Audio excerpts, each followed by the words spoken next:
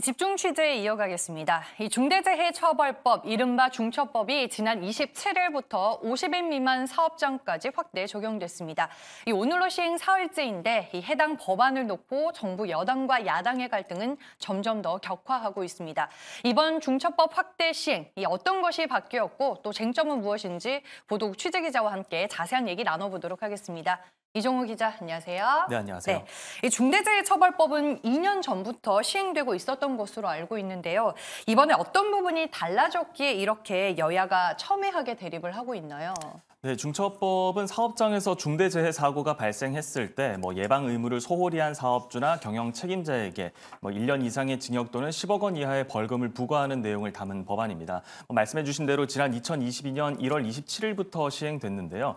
당시 법안 대응 기간 마련 차원에서 일단은 50인 이상 사업장에만 법이 적용됐고 50인 미만 사업장에 대해서는 2년의 유예 기간을 뒀습니다. 어느새 2년이 지났고 이제 현재 50인 미만 사업장까지 확대 적용을 하려는 과정에서 잡음이 이렇게 발생을 하게 된 건데요.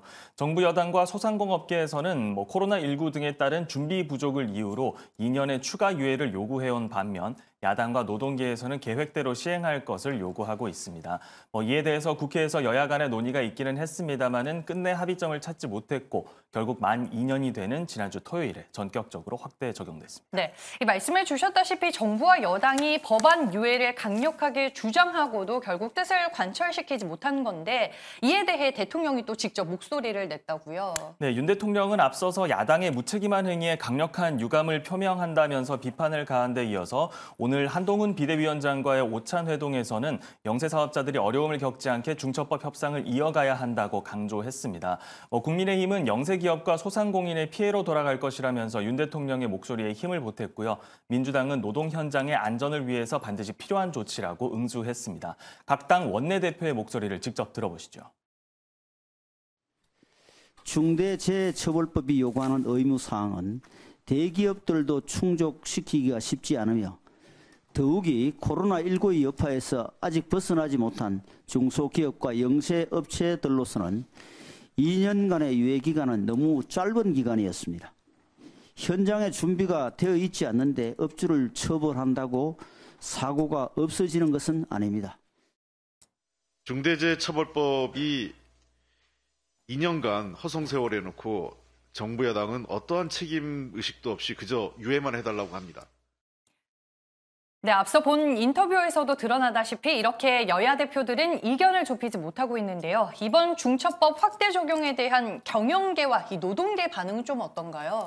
네, 일단 경영계에서는 경기 침체 속에서 소규모 사업장의 어려움이 커질 것이라는 우려의 목소리를 내놓고 있습니다.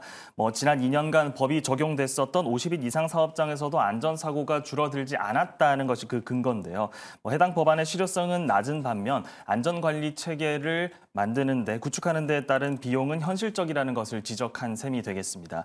송경식 한국경영자총협회 회장은 오늘 중대재해처벌법 문제는 처벌만이 능사가 아닌 만큼 예방에 초점을 맞춘 보안 입법을 추진해야 한다고 강조하기도 했습니다. 반면 노동계에서는 원칙적으로는 환영하는 분위기였는데요. 우선 확대 적용으로 산업 현장에 경각심을 줄 수 있을 것이라는 기대감을 드러냈고요. 또 부작용에 대해서는 다소 과장된 측면이 있다면서 예정대로 시행하면서 정부 지원하에 문제점을 차례로 고쳐나가는 것이 좋을 것이라고 말했습니다. 네, 그렇군요. 이제 다음 달 1일 국회 본회의에서 추가 협상이 이뤄질 것으로 보이는데 합의점을 찾을 수 있을까요? 네, 이번 주 목요일에 국회 본회의가 열리는데요. 여기서 양측이 새로운 합의점을 찾을 가능성이 있습니다. 다만 다가오는 총선 일정을 감안하면 사실상 2월 초 본회의가 민생 법안을 다룰 수 있는 마지막 기회라는 게 중론이어서요. 시간은 많지 않을 걸로 보이는데요. 일단 오늘 오후 윤재옥 국민의힘 원내대표가 현재 여야 원내대표 선에서 지속적인 협상을 벌이고 있다고 전했습니다. 국민의힘은 기존 입장에서 한 발 양보해서 25인 또는 30인 미만 사업장에 대해 1년 유예라는 절충안을 내놓은 것으로 알려졌습니다. 다만 민주당은 유예에 대한 선제 조건으로 산업안전보건청 신설을 지속적으로 요구하고 있는데 이 부분에 대해서 양측의 입장 차이는 여전히 큰 것으로 알려졌습니다. 네, 의견은 비록 다를지라도 양당이 모두 민생이라는 키워드를 강조하고 있는데요. 모쪼록 민생을 위한 최선의 선택이 이뤄졌으면 하는 바람이 있습니다. 오늘 집중 취재에서는 이종우 기자와 함께했습니다. 고맙습니다. 고맙습니다.